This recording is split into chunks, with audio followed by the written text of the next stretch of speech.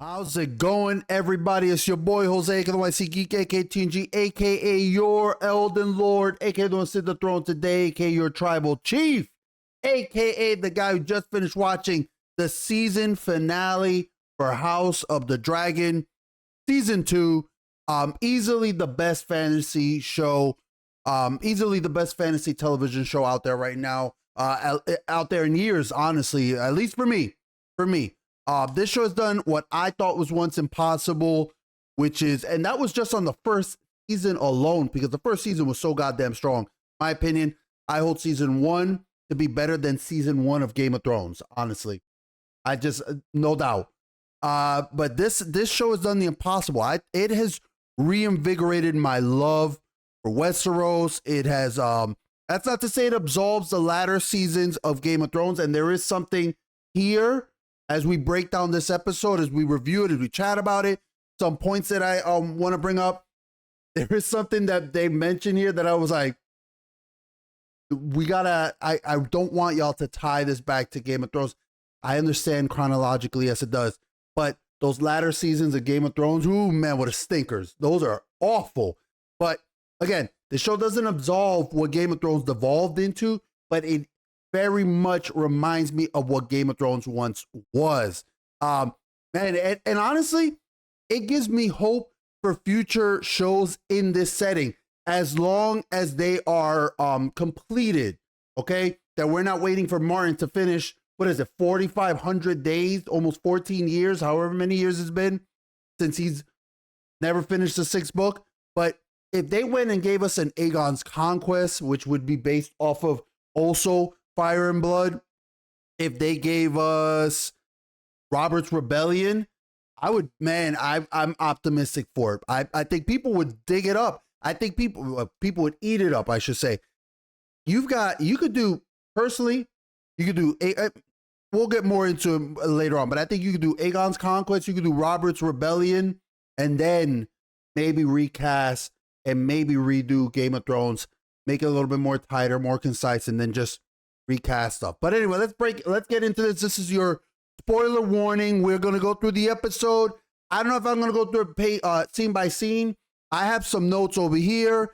We're not going to go through everything. I'll give you some like small, summing up some small things, especially scenes that I enjoyed. Okay, so we're starting off right with Lord Tyland heading off to the to meet with the Triarchy. Okay, the Triarchy, the Crown realizes, and by the Crown I mean, Team Green, which you can see here with the banners. They realize, man, we need some ships. We need anything right now. We need wins. And they are trying to convince the Triarchy to fight for them. They send off Lord Tyland Lannister to go and try to convince them, like, hey, do what you got to do. Come join with us. And then what I liked about this is, and I'll go through it real quick here. The Triarchy, I like them. They're not fools. They are not fools. I like the way they bargained with Tyland. They tried to be like, when you bargain, obviously you aim high. Aim high so that when your opponent comes in and wants to get you lower, what you're really aiming for is here, right? You're really aiming for what's here, but you're going to aim for here. You're going to aim for here. And hey, if your opponent is a terrible negotiator, you might get that. But I like that the Triarchy is like, oh yeah, we want 100 gold for every man.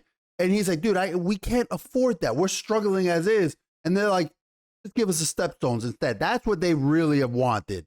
That's what they've wanted for years. We remember season 1, around, what was it, episode 3 or episode 4, Daemon and Corlys kicked out the Triarchy from the stepstones. They've been banished, so they want that back. But for Tyland to get it back, he has to impress their admiral.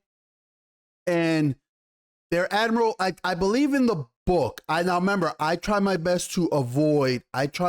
absolute best to avoid reading anything in the book, because I am reading the book right now, but I don't go ahead. Don't go ahead. And I don't know if this was supposed to, if this had been cast beforehand, but in the book, this character is a gonna butcher the name, a Lycene pirate who is a man. In the show, they made it a woman, but hey, that's fine. It worked out. Actually, this character cracked me up later on, so I was kind of digging it. So this is a case in point right here where this show, you can do these kind of adaptations, these alterations, and as long as it doesn't alter the story very much, it's fine. It's absolutely fine. That's what a lot of people don't realize, and why, like, look, Corlys, the Valerians are not in the books. They are described as a certain way, right? In the show, they made them that they were, black, all right? And that's fine. It worked out great. It actually, in many ways, kind of improved on George Martin's story, that they have a distinct look, they have a different skin color, so that when Rhaenyra's bastards come out very much not looking like, Larys Valerian, that it works out well. So that's what I always want to say when people are like, oh, you guys don't want adaptations. You don't. No. You're fine to make adaptations. You're fine to make alterations. As long as it keeps the general part of the story there, that's fine. It's when you take those adaptations, those alterations, and you start to truly alter the story and you make that adaptation some kind of high focal point of it all, where it's like, that's why people hate the lazy gender swaps and the race swaps of established Marvel characters, when you try to make it a mantle, a sloppy second hand-me-down. So this, like I said, I was fine with it. Again, I don't know this character. I don't know if them being a dude in the book would have made that great of a change. But as far as I know, it worked out well here. So anyway, so there's that scene that, they're trying to negotiate a little bit, and she's like, dude, like, you gotta give me a little bit of something here. You gotta best me. You gotta best me. And that even touches on later on to a part that I like too. Excuse me. Excuse me, I had to cough there. So that will touch on even the fact that they put that role as being now a woman instead of a man. Later on is gonna play a little bit into things, and I like that. We get to our sleazeball boy here, Aemon, and that little preview from last episode, when we see a burning town. Look at this close up. Look at this CGI. If you've been watching my videos, you know that every goddamn episode I talk about either how good the dragons look, how good the show's money is spent into the budget, like I'll point out some scene, or both. Here's where I gush about the dragons, and we're going to see more of them later in this episode. But look at that detail for Vhagar, man. Like, Vhagar's looking at her handiwork, like, yeah, I did that. And I love the air. Boy, if somebody knows what that term is, I've always wanted to know, what the hell is the term for when it's so hot that the air ripples like that? But just the hot breath coming from Vhagar, just really well done. This is like, I always compare the dragons in here to Jurassic Park, to the T-Rexes.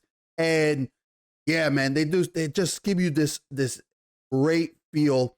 And Aemon is looking at the handiwork. He has burnt down this town, killed thousands.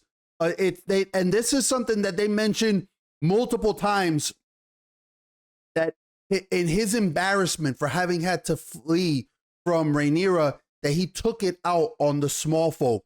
And we're seeing right now that the real Maegor, the Cruel is Aemon, hands down. People, Otto was constantly like, oh, it's Daemon, it's gonna be Daemon. No, we're seeing it firsthand, it's Aemon. And they kind of teased us, especially last season, that, oh, well, Aemon would have been a better king than Aegon. And I thought so too, right? I was like, yeah, man, like, at least Aemon takes it seriously. He would have done, nope. Goddamn, we were wrong. Goddamn, I was wrong. This dude is way worse than Aegon. And it's all because he has Vhagar. It's that arrogance that he thinks like he's untouchable. But yeah, he has been humbled. And I think, again, was that part that Aegon, I still think that part of it is that we saw that transformation in Aemon earlier this season when they kind of killed him, when they mocked him and teased him and exposed him in front of that woman. I think that they killed whatever embers of humanity Aemon had. They smothered it and it was done. So yeah, we're seeing we're seeing him do this kind of thing. Oh, and there was a tongue-in-cheek reference later. I'm so sorry. That Lyonese, that the captain over here, she keeps mistaking. I'm sorry to bounce back to it. She keeps calling him every other name under the sun. She calls him the first name, and this guy's name is Tylan. She calls him Tywin. And she calls him all these other names. And that was definitely, obviously a tongue-in-cheek reference to the fact that Tywin Lannister. Anyway, Aegon's doing his best Quasimodo impression. And you really do feel for Aegon, right? You really do feel for him. And he's starting to see, I like the fact that like he talks to the Grand Maester and he tells him, you're a good man. You're getting to see so much more of a humanization for Aegon. And there is later, this scene here is pretty much Larys trying to convince Aegon, we gotta go. We gotta go, dude. We gotta go. We gotta get the hell out of here. And Aegon's like, dude, I'm the king, damn it. I'm the king. And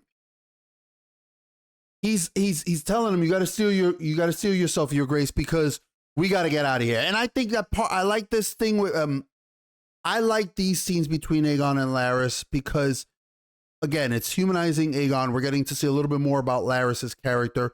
I think, obviously, there is a genuine part of him that he does have loyalty to Aegon.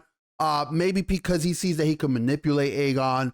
Maybe it's because he sees a little bit of himself in Aegon because he's a broken thing, the way that almost Tyrion saw a bit of himself in Jon Snow, why he had such a soft spot for him and why he had such a soft spot for Bran when Bran becomes a cripple. So I do see that with Larys. I do believe that he does have that with Aegon. But let's be honest, the main key thing is that he wants to save himself and he knows that and there's no love between him and Aemon. None. Especially since Aemon spoke of him so harshly. And listen, if Larys, who is a kin killer, remember, he is a curse. He is a kin killer. He has killed his father and his brother. He arranged for them to die. He damn well knows that Aemon is going to do the same thing. And he tells Aegon, the king is going to kill you. Like that's just, the Prince Regent is going to kill you, your grace. He tells it to him straight as is. And one of the things is that, obviously, like I said, the realm doesn't know that he's a kin killer. The Sir Simon Strong does, but the realm doesn't. But we as the viewers know that. And I feel like he knows that the best chance that he has is to get the hell out of Dodge, to take the king with him, because he tells him, dude, Rhaenyra's got dragons. Daemon's raising an army in Harrenhal. Your brother just burnt down a town. We are losing the small folk left and right.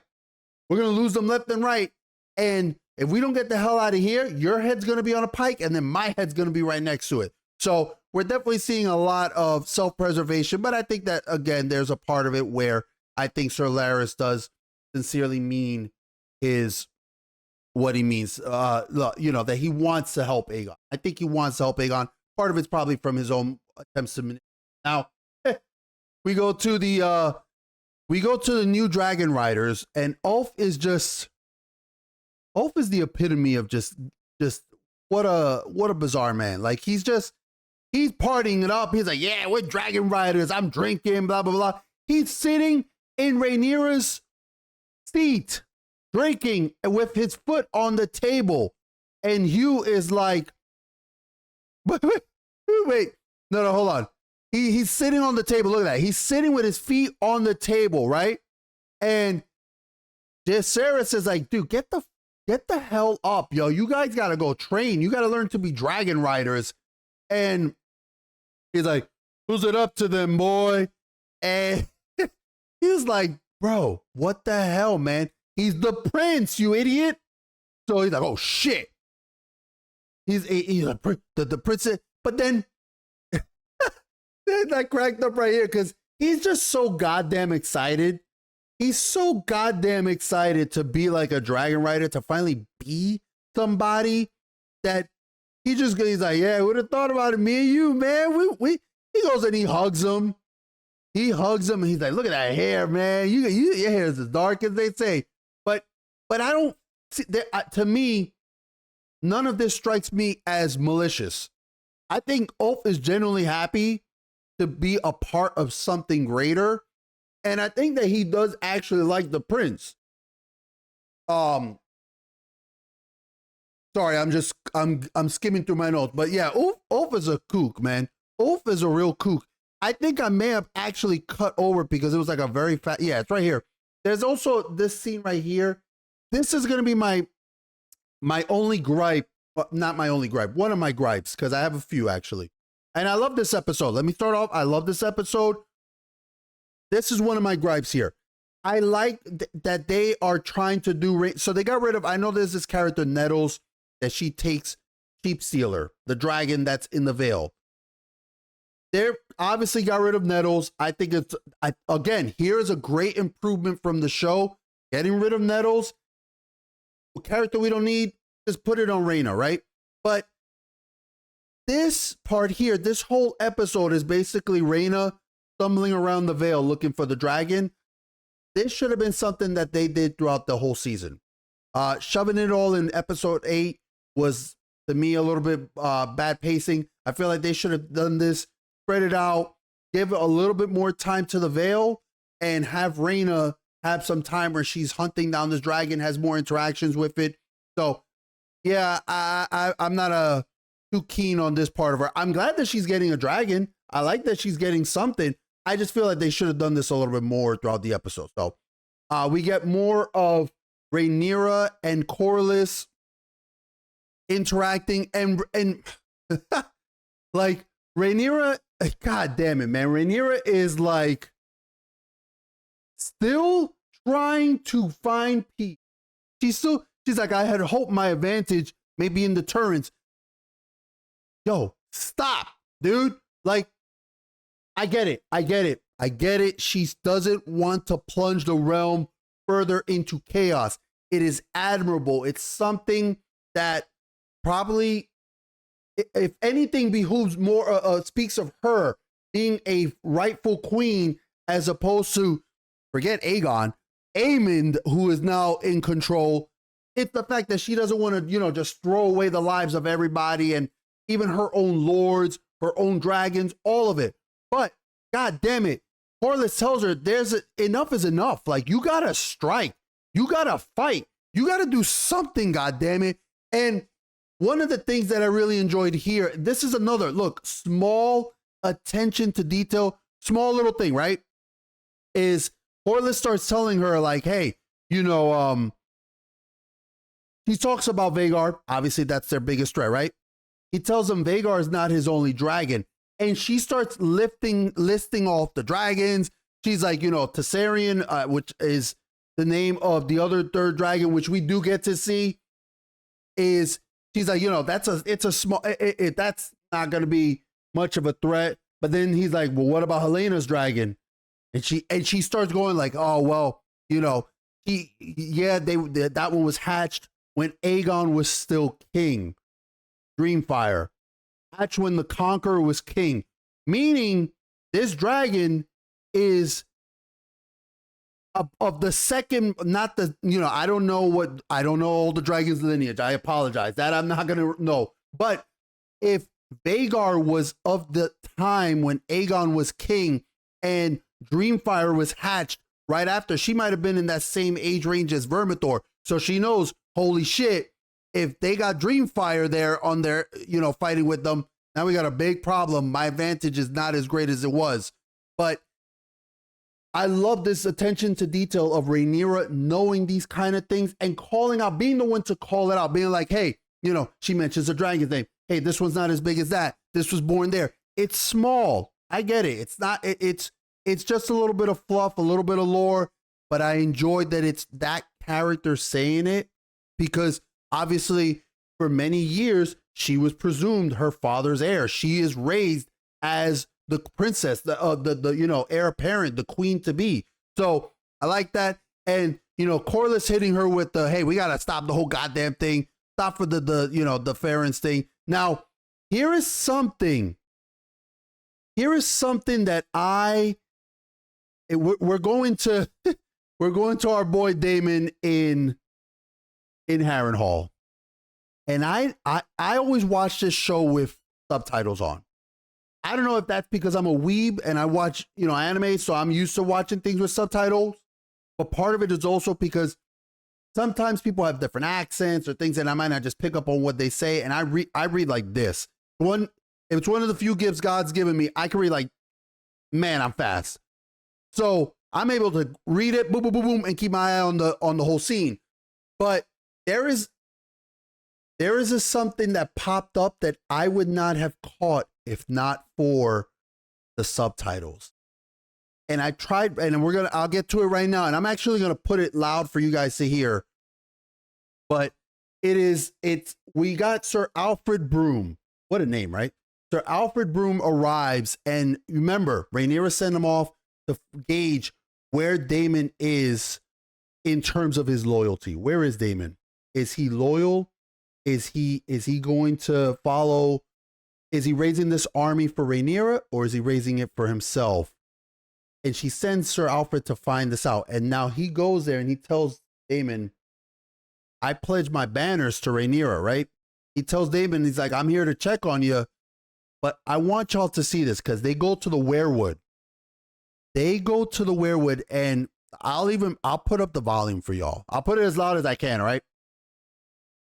They're talking, and I'm gonna have to pause it here and there, and I'll get quiet for us so you guys can hear it somewhat. But right here, okay. This is where it's gonna happen.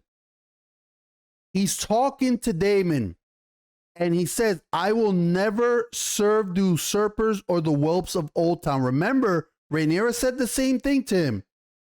He said, you took oaths. I trust in you. That's why I'm giving you this important mission. Look at what is whispered by the wind and see if you guys pick it up. Old Town. But there are battles to be fought. And in times like this... Did you hear it? I know you read it. It's right here. I know you read it. But the winds whisper traitor. The moment that he starts speaking about never turning, the weirwood is watching, and we get some legit not spoiler, but some foreboding there. So yeah, man, that was a great thing right there where, I'll put it back. Obviously I'm not gonna, I can't keep playing it over and over because, copyright reasons, but this right here, let me put it loud for y'all. You guys could try hearing it again. When they whispered the word traitor, I heard the wind rustle. I couldn't hear it clearly. Maybe I got to put my headphones on next time I hear it, but here we go. Old Town. But there are battles to be fought. And in times like this. So, yeah, we're getting a sense this dude is, and I don't know. I don't know. I don't know if it's the weirwood's calling him a traitor for what he's trying to do right now, because, what he goes, so to further along the scene is he starts trying to get in Daemon's head and starts telling him, you need to be the one to take the throne. We need a king. We don't need a queen. Clearly Rhaenyra is not for it. That's all from his words. So I don't know if the tree is calling him traitor for that, or for actions that he will take later on. I'm leaning towards for actions that he will take later on, because the weirwood is whispering it. Somebody's watching this event in the future or wherever they may be, and they're calling him a traitor for it. So anyway, yeah, let me just mute it again. And Daemon tells him, he's like, you're a little bit of a turncloak, bro. He tells him, he's like, I never took you for a turncloak. Even Daemon's like, it's funny because here we've seen Daemon's been unraveled. Harrenhal has been the Daemon fleshing out arc. I know that a lot of people have been bored with it. At times, I myself, I said, I was like, ah, man, I'm getting kind of tired of Harrenhal. But then it would pick back up. I'm like, okay, you got me still back in here. But now, this arc has been the Daemon unraveling arc. And I don't know if he's all for being the, like, I don't want to be king. And later on, we see more and more of it. That this has been when Alice said, this place will be the death of you. You're gonna see later on that. But he's looking at him like, hey man, like I'm still her husband, bro. Like, like you giving a little bit of a turncloak vibe here. But he doesn't like immediately cut his head off. He's like, Sir Alfred. He's kind of putting him on the edge.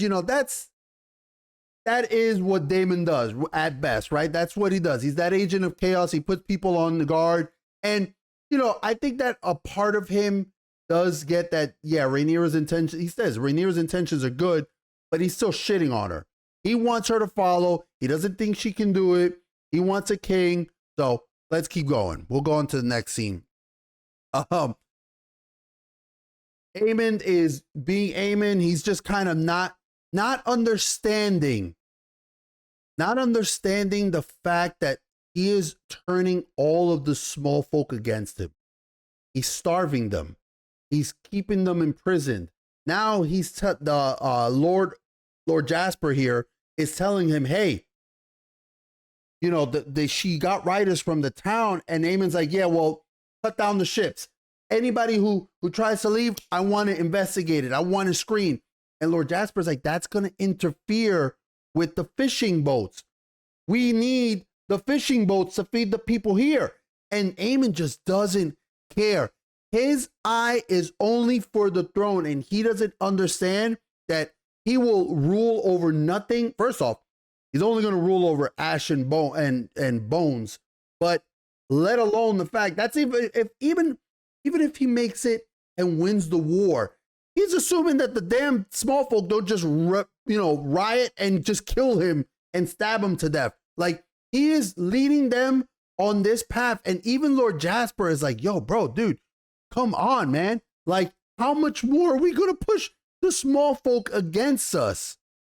And it's great because this question right here is asked by Helena. Okay, that's where this question leads in, where she's asking Alicent, like, why do they hate us?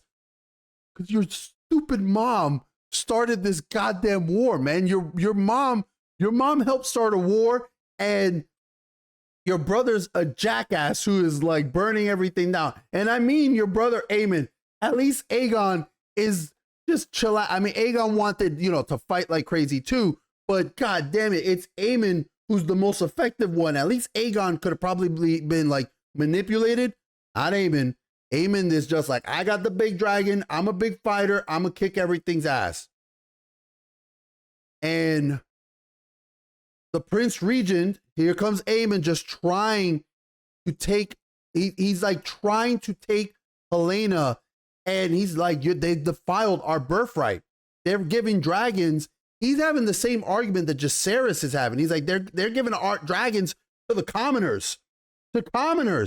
And Helena's like, dude, I don't want any part of this. He made commoners into dragon lords. And he's just mad because he was made to run away.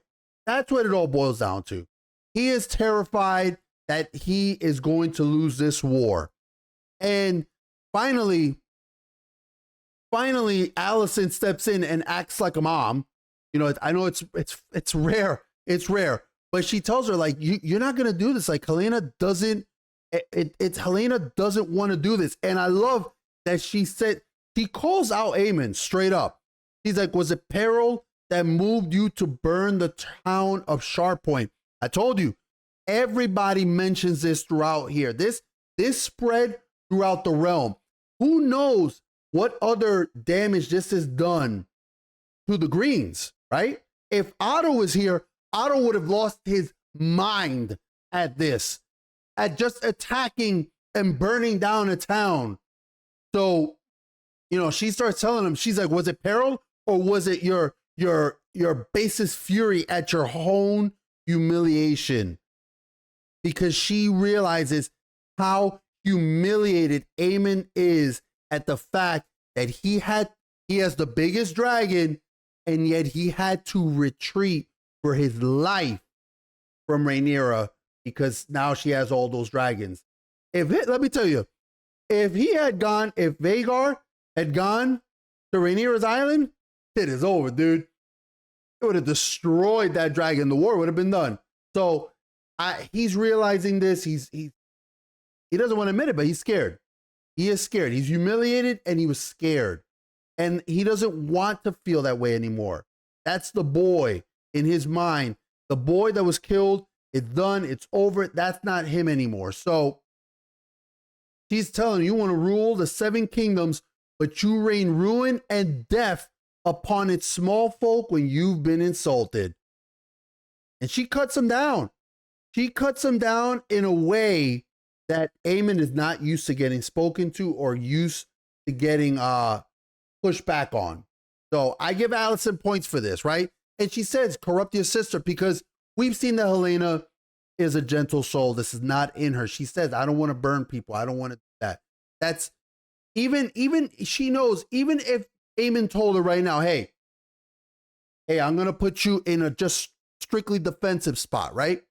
Well, she knows that there's no way that she could be defensive without hurting other people and harming other people. So it's a really sad point as to where Helena is and where Aemon is trying to force her to go.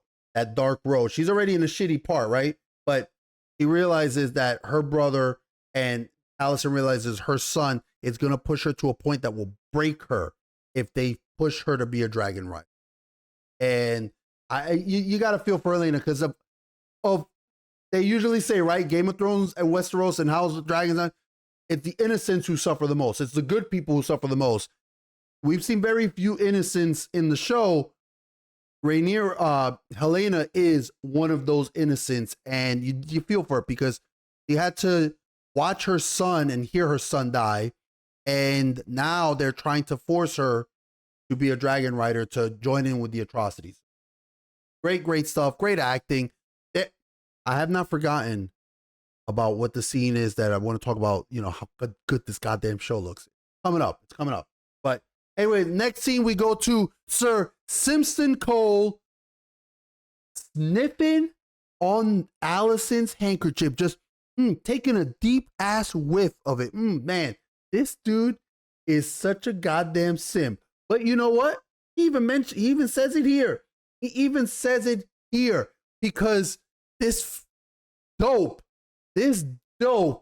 of her brother confronts him in front of everybody. It's like, God damn it. Like, he starts saying, he's like, man, I'm just sniffing this napkin, bro. I'm just having a good whiff. But he starts calling him out. Look at right here. Steward's son from Dorne, fucking the queen of the 7 kingdoms. You idiot. Why are you saying that in front of everybody? Like, her brother is not the sharpest tool in the shed, without a doubt. But and even if this is expected, if this is something that people are, gossiping about, that it could be happening, clearly it's out the bag, right? But he says, look, first off, she didn't break her vow, and it's confirmed later on by Allison as well that they did this after Viserys passed. So there's that. He's breaking his vow though. But Cole, this whole scene is Cole black-pilled like a mofo. Cole is legit black-pilled. He sees no hope for any of them because he knows, he talks about the fact that the dragons have made this, the dragons have made them all useless. They're all, like he said last episode, or not last episode, I'm sorry, last episode was episode 7, episode 6, when he was saying goodbye to Allison and telling her, like, hey, you're lucky that you're not seeing this anymore. You're not seeing people burnt alive by the dragons. You're not seeing gods fighting in the heavens above us while the ants are nothing underneath them.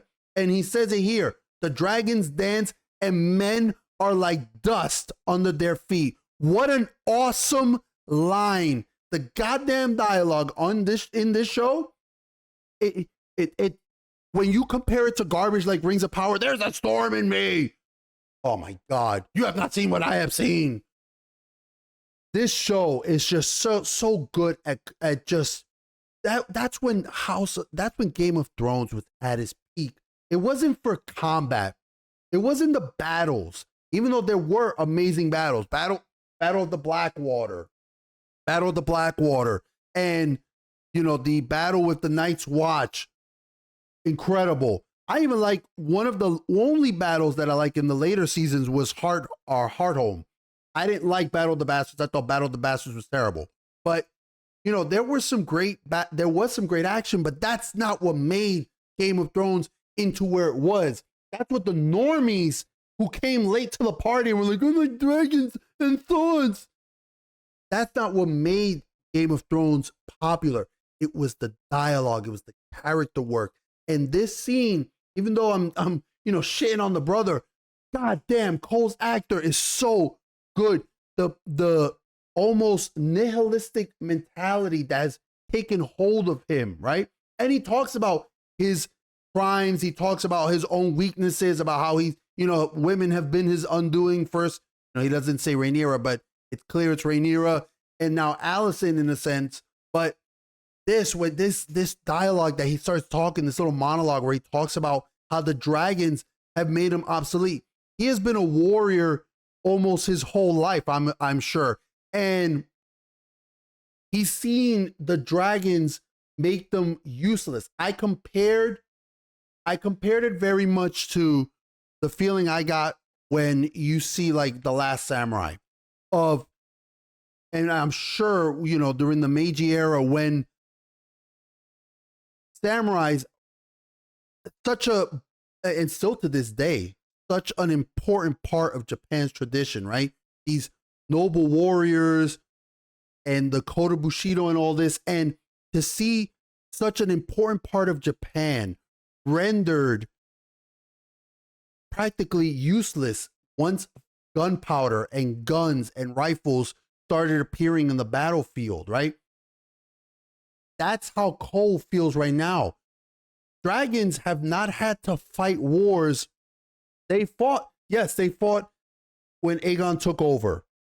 They fought when Maegor the Cruel, when it was Maegor fighting versus his own, I think it was his nephews. I believe it was his nephews. And we've seen how, or grandchildren? I can't remember. No, it was his grandchild. Not grandchild. It was his brother's son's kid. I'm sure, I believe, because it was Aenys, because Aegon had Aenys and Maegor, and Aenys was weak as hell, and then he had his son, and when Aenys passed away, Maegor came in, beat the shit out of this kid, killed his son, and killed his dragon. So in the God's Eye, the Battle of the God's Eye. Anyway, we've seen dragons versus dragons, but not in this generation. It has been a long, long time, and especially, I don't think Cole understood what a nuclear bomb more than any other is Vhagar. And it's just such a great bit of storytelling, right? It's so very much like what I bring it back to the Japanese and what the world must have been like back in World War II when the atomic bomb is released, right? They're thinking like, holy crap, this is destruction on a level that we have never seen before. And that's what Cole is going through right now. This is one of the most fascinating and best performances of this season has been Cole's entire just shell-shock PTSD of seeing these dragons fighting. That shot, if you go back, you don't have to watch my video, but if you go back to an episode 4 review, I'm pretty sure I did it in my video. I'm damn well sure I did. With that shot of Meleys and Sunfire clashing when it was Rhaenys and Aegon clashing on their dragons in the skies, and the soldiers are just looking up, like just they're seeing gods fighting in the heavens, and they're nothing but ants. It's so good, and I love that. And I'm sorry to have stayed on this so long, but I think that this is one of the things that people are not talking about as much, that I feel really deserves so much praise. I like it a lot. I'm really digging it. And that was this kind of scene. So, and even he sits down next to him like, God damn, yo, he depresses him so much. Cole depresses him so damn much that this dude is like, I guess we're all just gonna fucking die. Like, it just, it was so good. We get to right here, Tylan is having a mud fight with the captain. God, what was that? I'm gonna call him the Admiral because I can't remember their name off the top of my head. But the Admiral, because the Triarchy says, hey, if you want our ships, you got to convince the Admiral to fight for you. So she was like, you got to beat me. You got to beat me, mofo. And he's like, in what? He's like, mud fight. Like a good old fashioned mud wrestling match. So they're wrestling and she hits him, right? Now, here's the thing. This is what I was talking about, right? Where I was like, I like the fact that, yeah, she has a bit of advantage because clearly she's a warrior. She's been fighting a lot. And he's a dude who's been a lord who has not been a warrior, right? But he's still a man. He's still a man. And he punches her in the gut and throws her to the ground and then gives her the good old backhand. Yo, that's what I was talking about, that I like that, the fact that it's like, okay, there is that difference in strength. He's going to have an advantage with the skill. He's been fighting a lot longer than him. And then I'm sure he's not exactly the toughest looking dude either. So she's probably like, yo, I got some muscle on you too. But that I like that. That's where I was saying that it kind of worked out well, that they changed it to being played as a woman as opposed to being a man. But you would think she's like, yeah, she liked it. She's a freak. She's a definite freak. And she gets to it. And because later on, there's some kinkiness to it. But she jokes with him. She's like, dude, it's okay, man. Like, I'm kidding. And he's like, he just passes out. He's just so goddamn tired. He's so goddamn tired. And let me tell you, I talked about this back in maybe episode 6 it was. But goddamn, I love Bela, man. I want more of Bela and Jace. We talked about earlier in the season. I know that I said how much I love Bela and Jace talking together. Bela is like the MVP because here she is, like, Jace is pouting. She tells him, she's like, yo, it doesn't behoove a prince to pout. Like, she's like, and he's like, I'm not pouting. Dude is mad, is super pout, right? And then he flips the page. He goes, what would you call it? And look at him. He's like, I'm reading. Yeah, he's totally reading the book while not looking at it. But she calls him out on it. She's like, dude, stop being a little baby. I get that you're mad, but she doesn't say it like that, right? This is why I love Bela, because she could have come in and shit on him and emasculate him. No. She doesn't do any of that. She tells him, like, dude, I get that you are a bastard. And he tells her, like, don't you realize that? Because he's placing all of his value on the fact that he is a dragon rider. That's what he sees as his only value, his mother, because he knows he's a bastard. He said it as much last episode. And Bela says, don't you realize you are not the only king, or you're not the only heir who has been a bastard, or who's royal, who's not exactly full in line with the royal lineage. And she's great, man. Like, I love her interaction with Corlys. I love her interactions with Jace. I really, really like to see more of Bela. And she's like, right here, this is the line. Do you believe that you're the first noble heir who was not sired by his noble father?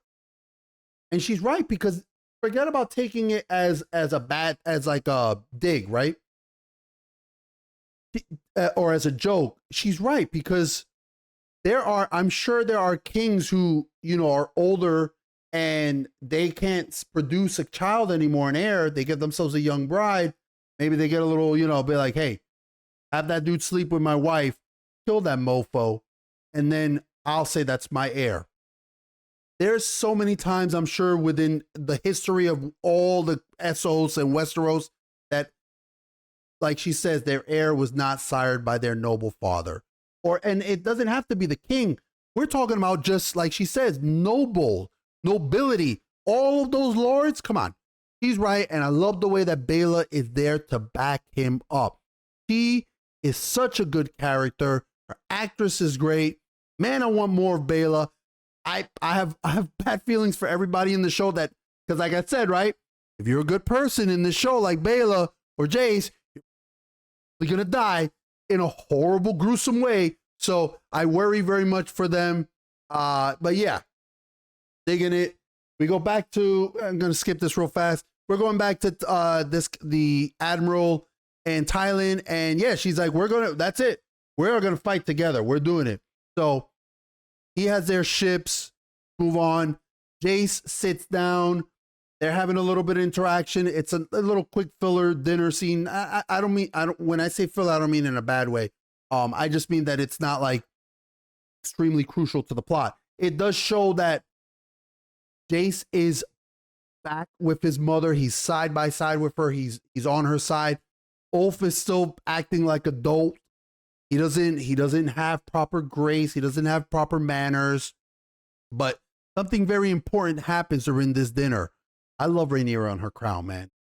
I wish she would wear that's the one thing. I wish she would wear the goddamn crown more often. And there's a scene, I even have it written here, right here in my notes. There is a scene that we needed more of Rhaenyra wearing that goddamn crown. But anyway, there is a very, very important letter that arrives. Her maester comes in and is like, there's been a message from Harrenhal. And her ass is like, oh shit. She's got to Daemon, finally? His ass called me? Is it Daemon? And it's like, no, it's not Daemon. Because I didn't mention it earlier, but Sir Simon Strong saw that whole conversation between Daemon and Sir Alfred Broom. He may not have heard it. I don't think he heard it, but it's very clear what they're discussing, especially when Sir Alfred Broom is pulling him to the side like that to talk. So Sir Simon Strong basically tells her like, yeah, you better, maybe you should get over here. Daemon's raised an army. And he's like, yeah. And Sir Simon fears treachery. And finally, Rhaenyra's like, let's go. I got to get the hell out of here. And she tells Adam, you with me, bro. You're with me. And she takes the person who, Ulf is not a warrior. Hugh's not a warrior. Ulf is at least a shipwright. Ulf has probably been raised to at least know how to fight a little bit. And Sea Smoke, he's been riding Sea Smoke the longest out of all of them, right? Maybe not by much longer, maybe a few days, but at least he's been riding him longer. So he tells him, you're coming with me. And they head out, bro. He's like, no, we rolling out. And Jace is like, yo, even Jace doesn't try to stop her, because I think Jace realizes like, yeah, this is a serious thing. I need to get my ass on here. But this is gonna, okay. I gotta lean back. Oh shit, I just knocked something over. That's how important it is. I knocked something over. I'm not even looking, because this is gonna be one of the most important scenes leading on to, and I'm not sure how I feel about it. Only for one reason, one small thing. But this is the thing that people are losing their minds about right now. I know it. I know they are. I'm going to put it on for y'all. Can't obviously put the whole thing, but the witch, Alice, God damn it, I'm blanking on her name. Alice Rivers takes Daemon. She wakes his ass out of bed because Daemon can't get a good night's rest in this place. It just doesn't happen. And if it's not the ghost waking his ass up, it's everybody else waking his ass up. So, I got to reach down. Pick that up. Okay. So she wakes him up and she tells him, let's go to the werewood. And this leads into the thing I told you about the death of Damon that she spoke about when she first met him in, what was that, episode 2 or episode 3 of the season. And she tells him, like, you kind of, when you first got here, you were kind of scoffing at all this. And he's like, yeah, I'm no longer inclined to. And this is a very important scene between them. Tells him, all your life you've sought to command your own fate. And she's basically telling him, like, now you're going to learn what your fate actually is. Like, he's telling him, and this is very dangerous for men to know the future or anything like that, but she is telling him, now you're going to learn. Today you're ready. So she takes his hand and brings it to the werewood. And oh boy, we get visions galore. We get all the visions.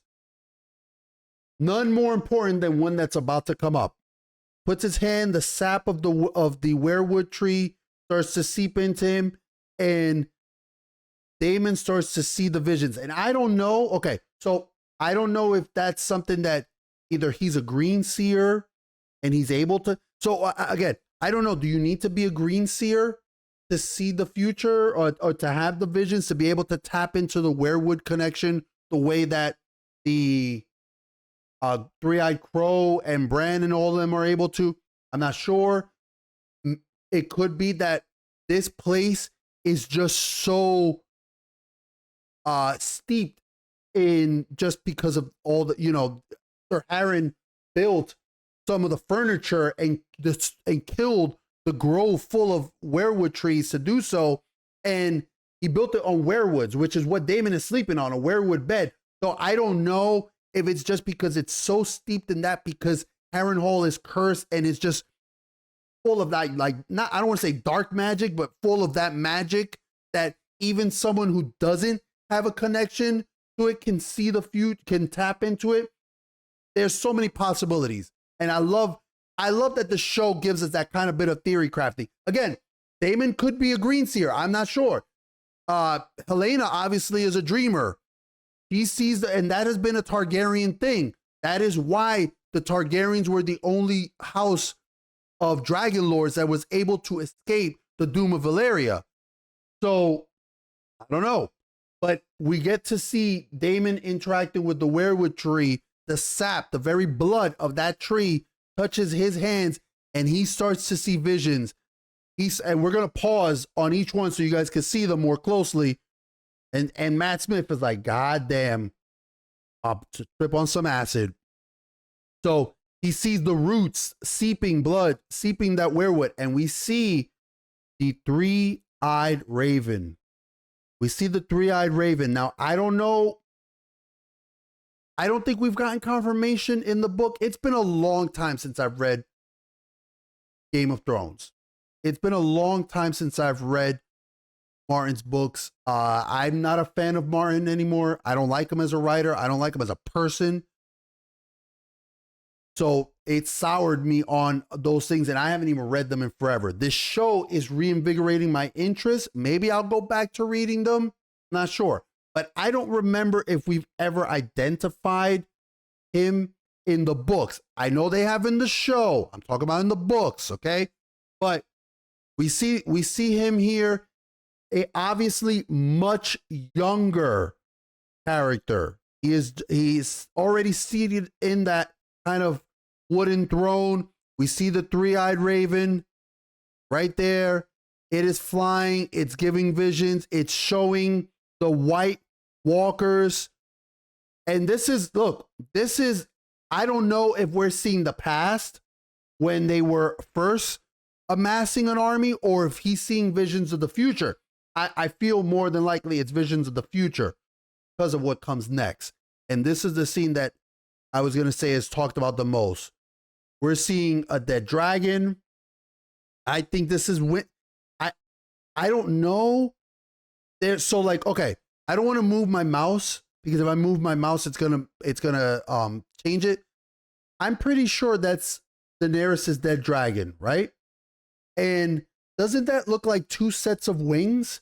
I'm not sure if this is the Battle of Winterfell. Again, please, I'm not saying I'm right. I don't know if this is the Battle of Winterfell. It's hard to tell. But I think that this is her dead dragon. And then he steps into, it's hard for me to see with with what the surcoats are or what their sigils are. I'm not sure. So I'm sorry if I'm wrong about that. But this is the shot that everyone's losing their minds about. Not Daemon drowning, not Daemon falling in the water. It's the comet. It's the comet that heralds the prince who was promised.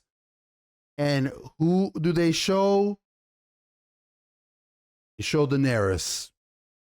They show Daenerys with her dragons. And yeah, that is, if so, this is the thing that I was talking about that I am not too happy about. I don't like them tying all this to Game of Thrones.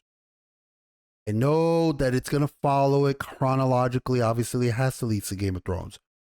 But I feel like this show doesn't need Game of Thrones to be as good as it is, if not better. It stands on its own.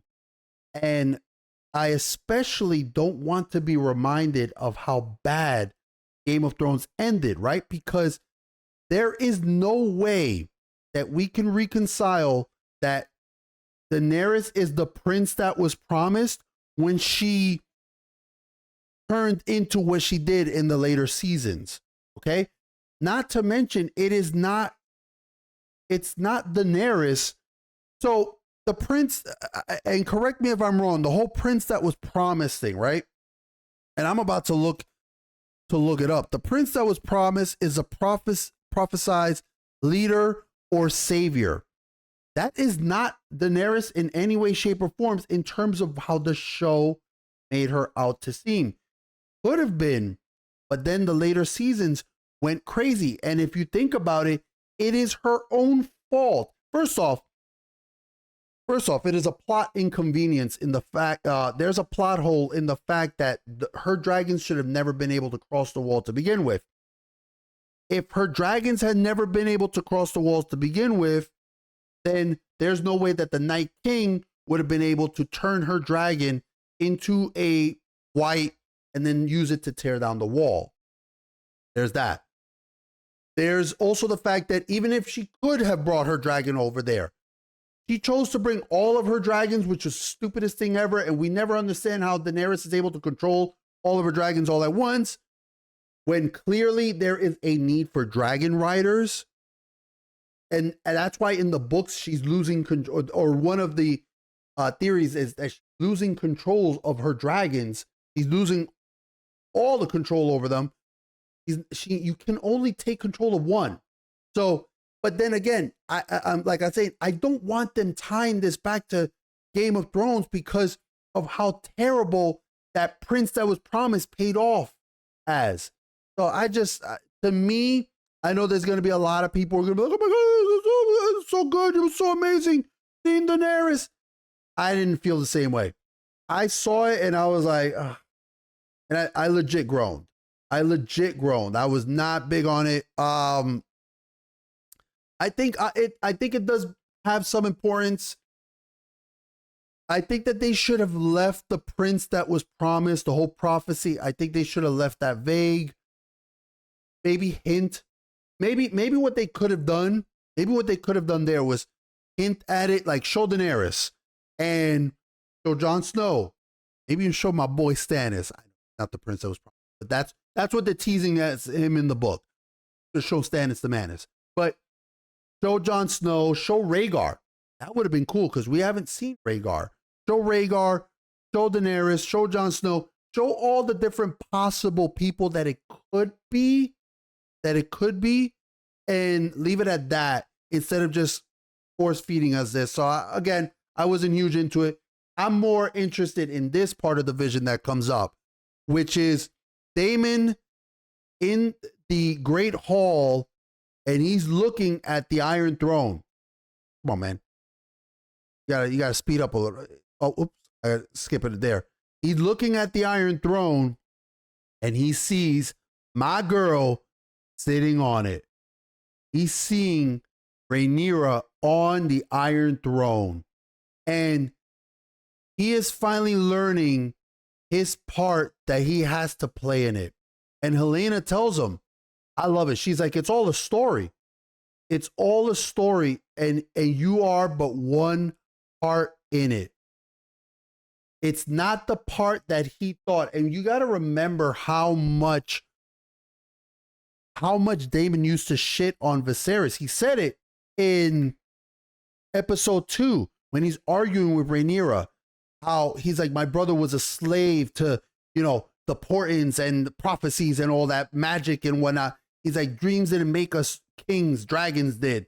So for him to be realizing, for him to seeing all this, and now his part in Rhaenyra's ascension is, I think, really, really good. It's really cool. And he's realizing, like, oh shit, like, I have been selfish this whole time. I've been running away from my fate and what I need to do. And for the first time, I think in ever, Daemon is instilled with a sense of duty. Let's just speed this up a little bit. Oops, I almost closed my notes. But yeah, we get to Aemon interacting with Helena, and she just starts hitting us with spoilers, bro. She hits us with mad spoilers. Aemon tries to convince her, like, look, you gotta help me out here, man. You gotta help me out here. And she just starts hitting. I even wrote Helena hitting us with spoilers, and she tells him, what are you gonna do? You're gonna burn me as you did Aegon, which confirms what we thought in episode 5, that he knew when she asked him, what was it worth it? Was the price worth it? She knew what he did. Oh, excuse me. She tells him, you burn. Oh, here it is. Woo! He sits on a wooden throne. He says, Aegon's going to be king. He sits on a wooden throne and you are dead. Like, she's just hitting us with these spoilers, man. Like, but, here's the thing. We don't know in which way.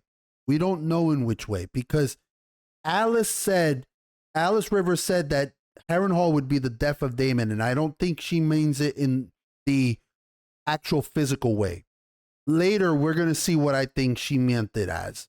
So, Helena just kind of is like, dude, you're gonna die. I think she means it for Daemon though in that way, that like you're gonna die. Let's go to Harrenhal. We're finishing up here because the last few bits are a little bit of a montage. My girl Rhaenyra lands. This is the part I was talking about. I wish she had her goddamn crown here. Why would this? I think was a little bit of a dumb thing. Look how nice this little hilt. This is the saddle. I like this, but this is not the part that I want to highlight on how nice the costumes are, even though they always are. But this is where it would have been good for her to wear the crown, because she sees the vastness of the army that Daemon has raised in Harrenhal. He has brought up the whole Riverlands, right? And she ascends the stairs and arrives here, and nobody announces her. When she arrives here, look at this. These people are not kneeling. They're not kneeling. They're looking at, like, they recognize who she is, but you can tell that she's just like, hello? Like, anybody? This would have been, I feel like if she had gone with the crown, it would have lent more weight to her. So she arrives and her dragon's up there like, oh no. Is that her dragon? Yeah, that's her dragon. So he arrives there, and then look who's clearing his way through the crowd. Goddamn Daemon. And they start having a little bit of a conversation. He's like, I wasn't expecting you. He's like, maybe your dumbass should have been expecting me. That's a little bit of a lapse in foresight. I love these two interacting. I said how much I fucking love these two interacting. In episode 2 of this season, that shot, I still makes me laugh, of them talking about them killing Aegon's son, and her being like, that's not me. And she looks at Damon and she's like, this mother, like the two of them. And then that fantastic scene of her talking about how he's harmed her claim to the throne. But anyway, they start talking, not a moment too soon. Right here. This is actually, I'm sorry. They were whispering to each other, right? They're whispering to each other. And here he tells them, and to whom are you sworn? They're having a little bit of a little bit, right? I'm gonna, damn, I'm trying to catch it exactly for you guys to put it. I wasn't expecting you. And I'll raise it up because I want y'all to hear this small little thing. I made a note here for myself of, again, just subtlety, just storytelling, acting. I love highlighting these things, and I'm sorry for that. I keep going back and forth for it, but I want y'all to see right here where he tells them, like, you got yourself a little army here. You got yourself a lot. You see, he goes, I see you've done well here. Okay, I'm gonna put this up so you guys can hear them. They're whispering, right?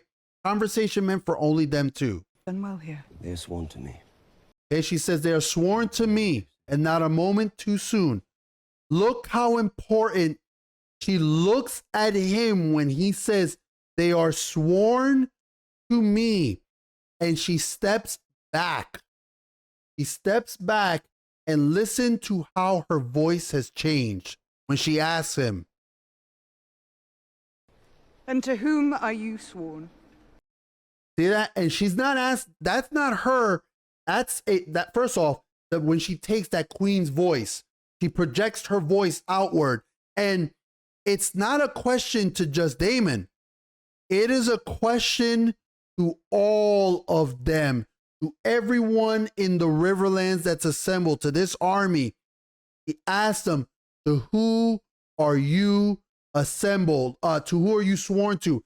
And Sir Alfred Broom, who's already shown himself as a bit of a turncloak, like he himself is kind of questioning that.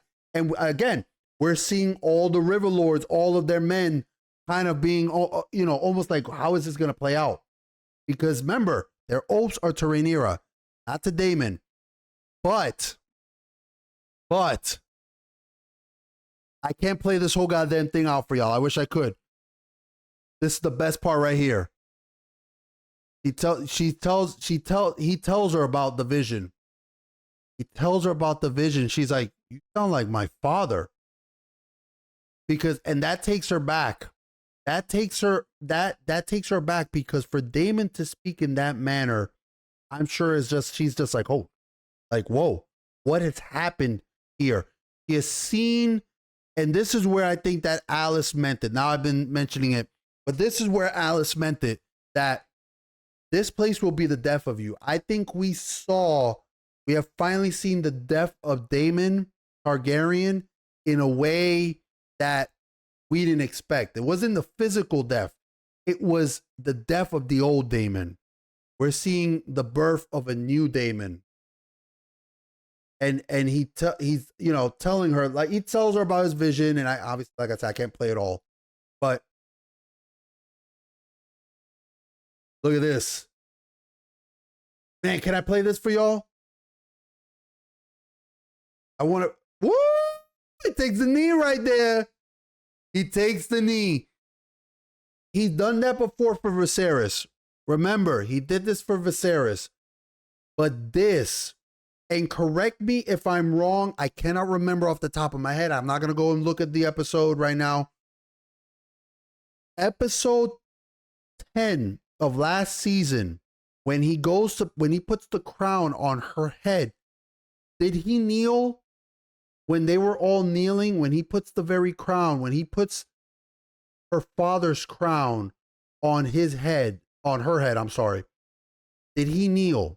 I'm not sure, but we are seeing him kneel here now before the army that he has put together. And he starts calling her, not just but he starts calling her by her titles. You are the true queen. You are the true Queen Rhaenyra. First of her name. That right there. It's over, man.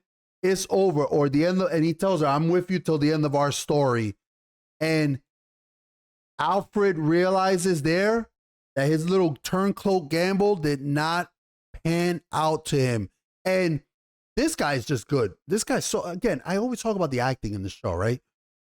He is just the guilt in his face, the horror in his face when he realizes, like, oh my God, I fucked up. You see that? That throat swallow right there? He's like, I fucked up. And they all kneel. And she tells him, like, don't you ever leave me again. Enough with the fucking running away, Damon. Because you know that's Damon's thing. Just keeps running off. You push him in a tight spot, he just goes off. So he smiles, and it's it. He's like, my queen, let's go. And he delivers a speech to everybody, and they're all like, hell yeah, let's freaking go. Let's do it, dude. I love it. There'll be no mercy. And then I want y'all, I pulled it back because I want y'all to see right now. Excuse me. We fight for our queen. And look at everybody cheering. Even this man, he's struggling to get up. But not Sir Alfred Broom. And watch when they're cheering how he kind of, right now, how he's melding. Look at his eyes on Rhaenyra. He's not noticing it. He doesn't notice it. But he's shooting daggers right there. He's shooting daggers and he is melding into the crowd. Look at that. That is a foreboding kind of, we're getting a little bit of a bad vibe there, right? So yeah, this was great. And we're gonna go to this next scene. I'm not gonna play this, but this is one of the best scenes in this episode for me, because it is Alan ripping Corlys apart, because Corlys is like, I'm trying to help you. I'm trying to help you. Like, I want you, you know, like he's like, I'm trying to basically raise you up. And Alan's like, you want to help me? Yo, this dude, these two together, but this dude, Alan, God almighty, he rips Corlys. And Corlys is like, you're dismissed. Like, he doesn't want to hear. But Alan's like, where were you when I was starving? He goes, where were you when our family was starving? And there is a tremble in his voice. I don't want to keep playing it because I'm really afraid I'm about to get copyright struck from it all. But he starts cutting him and telling him, where were you when I was eating cold fish and selling them while you came with your son and you had a fur on him and you're choosing sweetmeats to eat by the fire while I'm here saving every copper for the winter? And he just, dude, this was a great, great scene. We finally get to see Alan just let it all out. And he tells him, and Corlys is like, yo, Corlys is broken by this. He's got nothing to say. He's like, I'll help you because I'm sworn to, and I'll do the damn best I can, but I will continue as I began, alone. Woo! He's like, yo, I don't want you in my life now, and I don't need you in my life. Alan just doesn't play around. Again, we finally get Rhaena seeing Sheep Stealer. Again, I wish they had just put more of this spread out through the season. I really do. It would have been a little bit, it would have made more sense. He starts talking to the White Worm.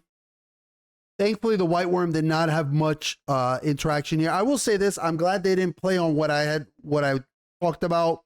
I think it was the end of episode 5 or episode 6. They didn't go into that. They're just chatting. And again, we can see it was more probably Rhaenyra just in a lowest moment of her life, seeking any comfort. But the White Worm is like, dude, you got to do this, man. Like, you got to stop with trying to find peace. And Rhaenyra can't get any kind of rest. Just like Daemon, the two of them are cursed to be woken up at every hour of the day. But when she goes down there, who does she see? She sees fucking Alicent waiting for her ass. And she's like, why are you here? And this is what I want to say. This is the scene that I want to say. I want to see if I can get a nice shot. You're not going to see it as well because I'm not going to play the whole scene out. But this is where I'm going to talk about how nice the costumes look. Look at those goddamn gowns, man. Look at Allison's cloak. Look at the embroidery. Look at that shit. And then Rhaenyra's sleeping gown. Dude, this show is so good with the costumes, man. Everything. Look at the stuff in the back.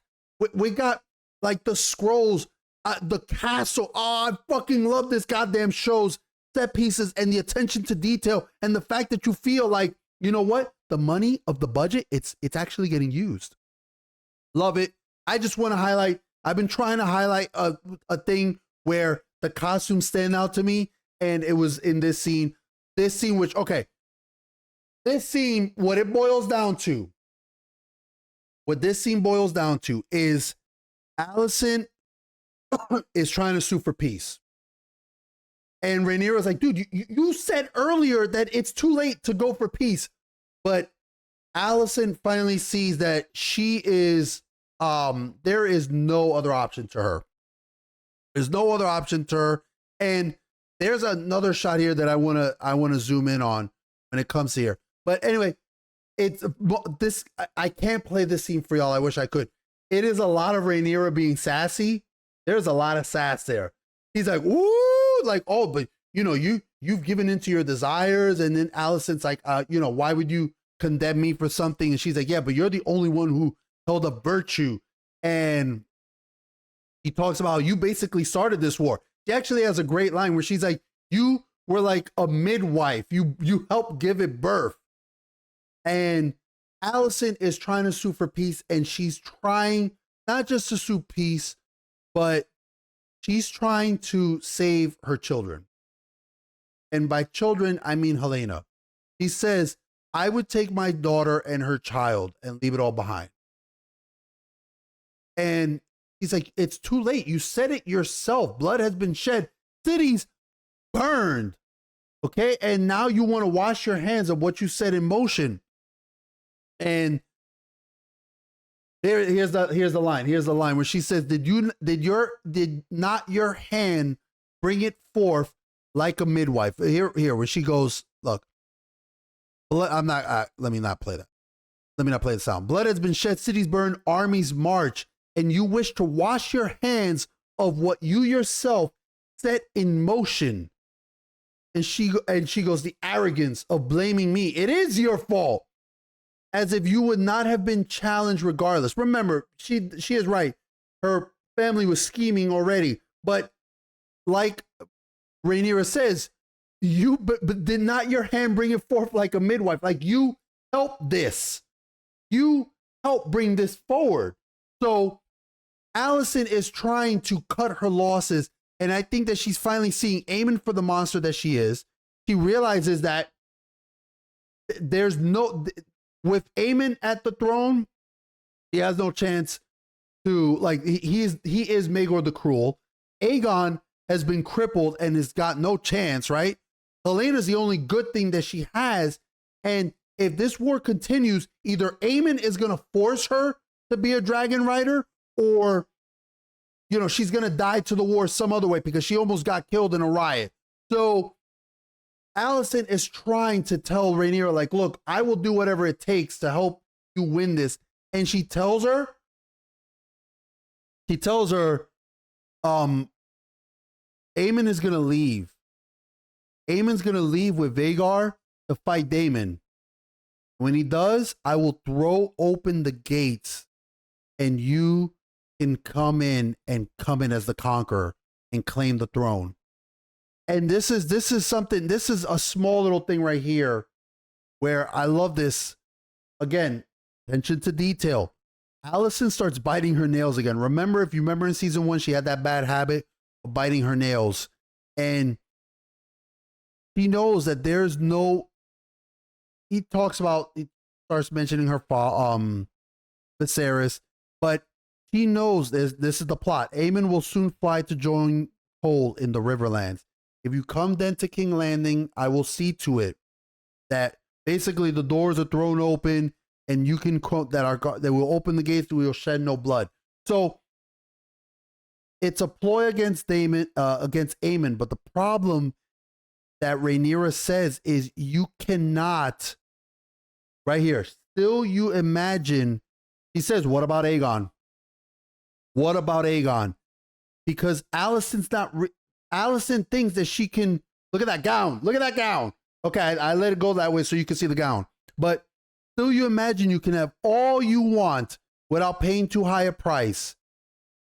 A price I had no choice but to pay, because remember, he lost Lucerys. But he's telling her, like, you know that I just can't let Aegon walk away. Not after all this. He's like, she goes, if I am to take the throne, I must put an end to the opposition.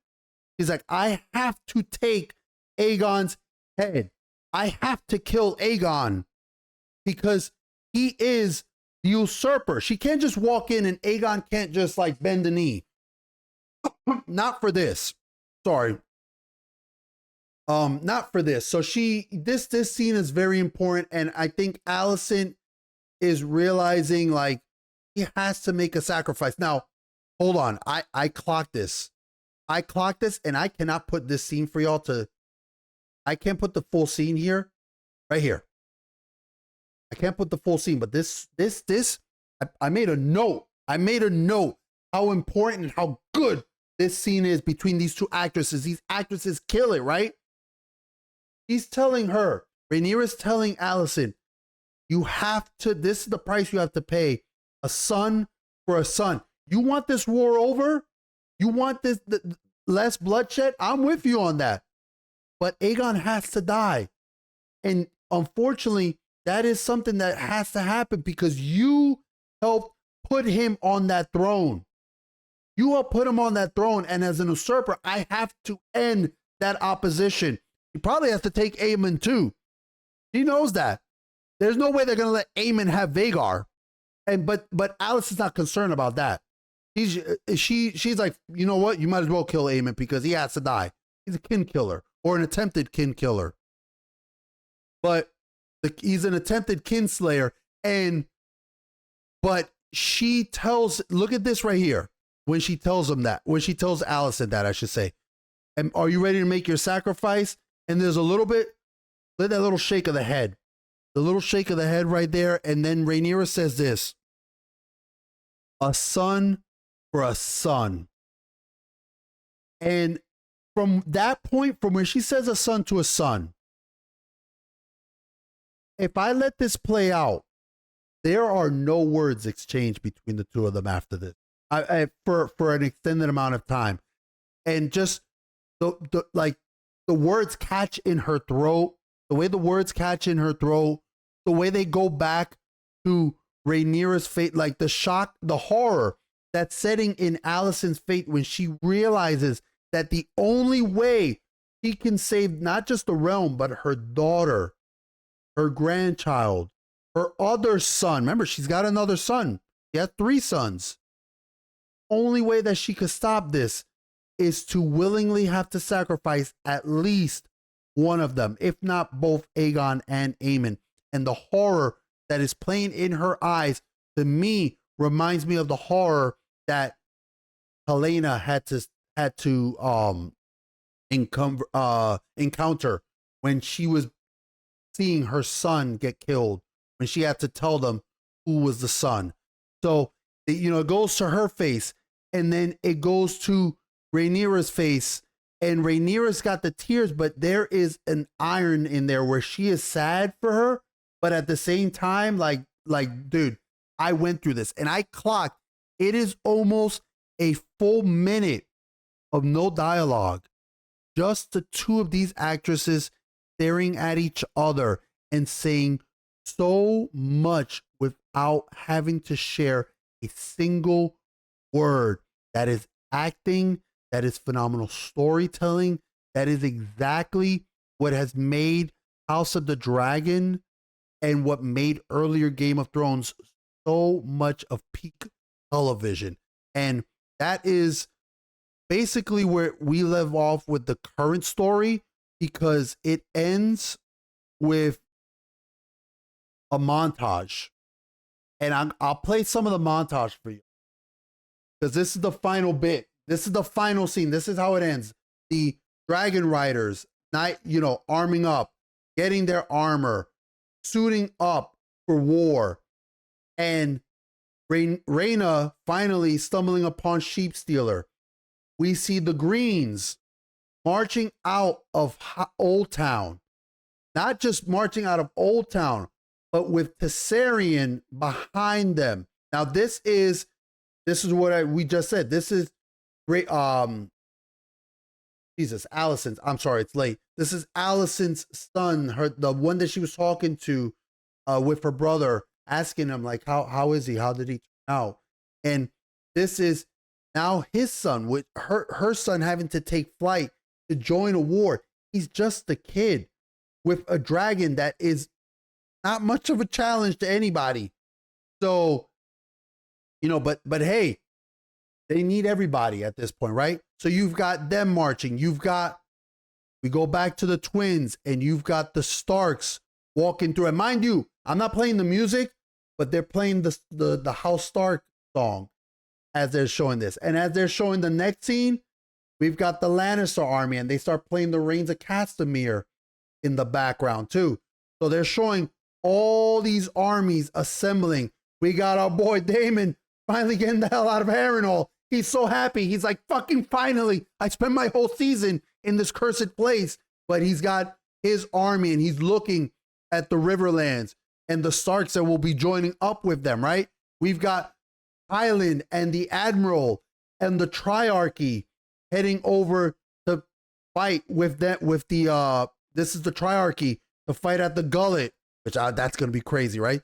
You've got Lord Corlys and Alan heading off to their ships to join up with there. And then, like I said, here's Reyna joining up with Sheep Stealer. And here was a shot that I didn't expect. We have Otto, and it looks like he's behind bars. So I don't know we haven't seen Otto. He was dismissed. Why is he behind bars? What has happened to Sir Otto, or Lord Otto, I should say? So this is very curious to me too. Again, I don't know. I haven't read the book. I haven't read past the book where the show is, so I'm not spoiling it for myself.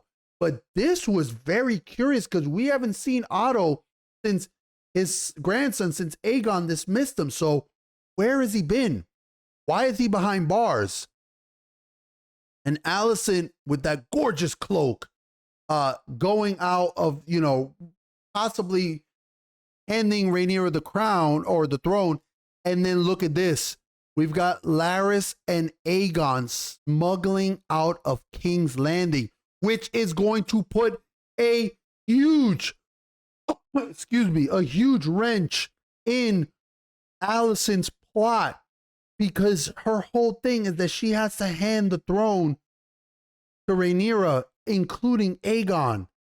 And there is no Aegon there anymore. She has no idea. So this is going to be, and then look at this. Just look at all these scrolls. Rhaenyra standing there, and that is where we end the season, with the two queens looking off into the distance, and we end season 2. Let's see if let me see if they've labeled what this episode was labeled. What was this episode labeled? Because they never air it immediately. When they air the episode, they never air the title. The Queen Who Ever Was. Ooh. Not the Queen Who Never Was. The Queen Who Ever Was. We finally end the season finale, season 2. I'm a little bummed because last season was 10 episodes, and up to episode 4 or 5, I thought we were going to get 10, and I only found out like around episode 6 that we were going to get 8. Man, I was so goddamn bummed out. But anyway, my overall thoughts of this episode: another great episode. A lot of great shots of what is to come. We are in for some crazy fights. I think we're going to get, again, I don't know, but it looks like we're gonna get a battle at least for the gullet. We're gonna get between the Horless and the Triarchy. We've got the battle for Harrenhal, or at least in that area, with the Lannister army, the Hightower army, Cole's army. We've got the Riverlands, Abe, Daemon. We've got dragons. I'm sure Vagar is going to be there. We just said that. Allison said that Aemon's going to be there with Vagar. They're going to send a bunch of dragons. Then we've got the Starks coming in. This is going to be, and then there might be a battle in King's Landing at this point. If Rhaenyra shows up and she's like, hey, where's the fucking king that you said was going to be here? So we have seen a buildup for season 3 that I think is equivalent, for me, the same buildup that we had, that amazing end for season 1, where they're like, dude, season 2 is going to be incredible. I think that season 2 ended with season 3 is going to be even better. I'm loving it. I thought this was a great season. Overall thoughts on the season, I thought it was a great season. There were a few small things here and there. Nothing major. Nothing at all that detracted from the entirety of the season. Not for me anyway. I think this is phenomenal storytelling, phenomenal costumes, just great acting, all around great dialogue. The story's there. The characters are there. I am enthralled with this. This has made me want to reread all of Game of Thrones, all of the 5 books that Martin has put out and ever will put out, because he'll never finish the 6th book. I want to read Fire and Blood when this finishes, and I want to read Dunk and Egg. Duncan and Egg. I want to read that story as well, those short stories. I'm digging this. I don't know where we're going with this, though, in terms of like how crazy next season is going to be, because this is going to be insane. The budget's got to be higher. This budget, and again, this budget, $200 million, you can see every fucking dime of it, as opposed to the Acolyte. I'm gonna dunk on the Acolyte till the cows come home. You can see where the budget went for this show. But next season's got to be more. They're gonna have to go like 250 or something like that. It's gonna be an insane budget, but you know what? It's paying off, because this is the show that everybody talks about, everybody gets hyped about. They put banners all about New York City for this goddamn show. This show is massive. It is already becoming very much Game of Thrones, where in the terms of how Game of Thrones was it's not at its peak yet, but where Game of Thrones was that constant finger on the zeitgeist of pop culture. This is very much that. And I think season 3 is going to be even more so. We've got great fights in the first season. We got one of the most awesome battles with episode 4, the Red Dragon and the Gold. And I cannot wait to see where we go with battle season 3. I hope the Battle of the Gullet is incredible. Man, imagine if the Battle of Harrenhal is like multi-episodes. I don't know. It's gonna be crazy. This is gonna be such a good season. Yeah, I loved it. I love it. It's near as perfection as we can get. As near perfection as we can get. So let me know what you guys think. This is gonna be this was an extra long one, but it has to be. This is the season finale. I wanted to go really into talking about the scenes and my thoughts about things, my observations, my theories, my predictions. I don't know how this is going to end for everybody. Because again, this is we have gotten a lot of unreliable narrators, right? They've changed things from the book. I have the book upstairs in my car because I read it in lunch.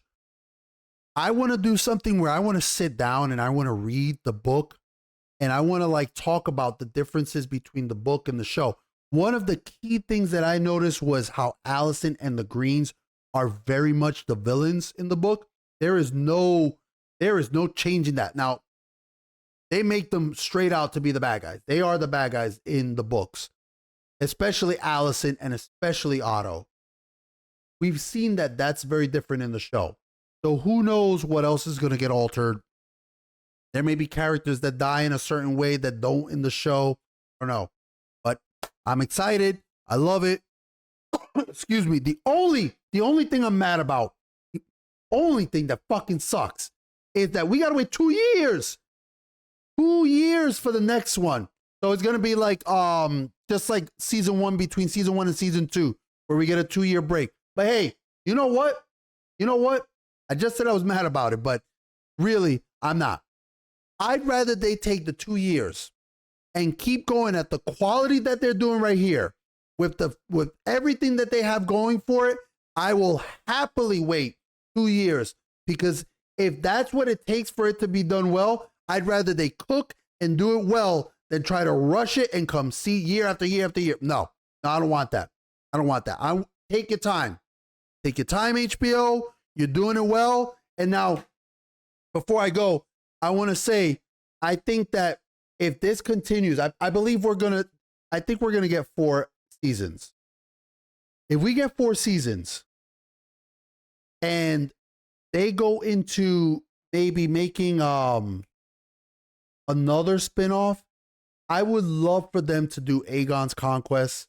I think that we are finally at a point where we can see Aegon's Conquest. They've shown that they can do. They don't have to spend as much of a budget on it. I mean, there is a lot more dragon stuff there, but there's less dragons. There's 3 big dragons. But I would like to see Aegon's Conquest. I know that may not be for everybody. I think a lot of people had wanted that originally, but I think more people want to see Robert's Rebellion. Robert's Rebellion would also be a great thing. Either way, if they did Aegon's Conquest and Robert's Rebellion, or either or, then I think we're at a point where we can finally reboot Game of Thrones. I know that there have been some iconic actors who did roles. As much of a dork as Peter Dinklage is in real life, he nailed Terry. And I'm talking about seasons 1 through 4, okay? I'm not talking about 5 through 8, because those seasons suck. But seasons 1 through 4, the kid who played Joffrey, that actor, top. Sean Bean, Ned Stark, Charles Dance as Tywin. These, Leslie, what was her name? The actress for Cersei. All of them. Jamie, they did. It's going to be hard to recast those roles with new actors. But I think that it'll be so many years detached from Game of Thrones when it ended, which was what, 2020? When was Game of Thrones' final season? Game of Thrones season 8 was 2019. Okay, so 2019, if we go another 2 years, so it'll be 2026, and then another 2 years for season 4, it'll be 2028. God damn. We're almost 10 years removed from the stench that is Game of Thrones. And if they continue at this quality, we can see, if they continue at this quality, I feel like they can go and remake Game of Thrones, and that stench will be washed away for the last 4 seasons. And especially if you go into like Aegon's Conquest, or you do like a Robert's Barat. I think for me, much as I would love Aegon's Conquest, if they plan to remake Game of Thrones, then I would do Robert's Rebellion. I would do Robert's Rebellion, because right there, from there, you can lead into Game of Thrones. You can, and this gives you a chance to put in characters, new actors for Robert, new actors for Sean Bean when they're obviously younger. You can do that, and then when you age jump them, when you time jump them to get to the first book, then it's a little easier for the audience to accept new actors and roles. And like I said, it'll be 10 plus years. At that point, it would probably be what, like 12, 13 years. So we get a new House of the Game of Thrones. So I think that you can easily redo or reboot Game of Thrones, and maybe condense it. They don't, at this point, look, I don't know if in 10 plus years, if another 6 something years from now, if Martin will have ever finished his book, who knows? But I think that they'll have learned, and he himself will have learned, and he'll have much more of a hand in it, and they would do it better. I think that they can even condense it and tell the whole story 5 seasons. So anyway, again, that's me just theory crafting and fantasy booking and all that, because that's how excited I am off of this season and how much I loved season 2. I think that season 2, it's I like season 1 more still because it had my favorite character, which is Viserys, but this has a lot of Rhaenyra and Daemon, and Rhaenyra is my second favorite character and Daemon's my third favorite character, so I'm getting a lot of them. We got an amazing action scene. We got some Aegon grew on me more. He's still a piece of shit as a character, but the actor did a phenomenal job. He grew on me a whole lot more. I like some of the smaller ones too, like Alan. I like Alan. I want more of Alan, honestly. That last scene with him and Corlys really, really hit me. I really enjoyed that scene. Aemon growing into his own. Yeah, man, like this is, and that's not even mentioning characters like Alice Rivers and Sir Simon Strong. This season was top notch. I still think season 1 was perfection, pretty much. This is as close to it as it can get. Loved it. I can't recommend this enough. Please, please, please tell me what you guys think. No spoilers, please, in the comments, or at least give me a warning if you're going to go into spoilers. But let me know what you guys think. If you are book readers, what are you thinking of what's happening so far? Again, try to be vague, but what do you guys think of the adaptation so far? Let me know what you guys think. Did you love this episode? Did you love the season? Did you hate it? What did you hate? Why did you hate it? Why did you love it? Have that conversation. I love it. Hit all the buttons. Hit the like, the dislike, the comment, all that jazz. Hit the subscribe button. Until next time, guys, please, please, please take care of yourselves and stay safe out there.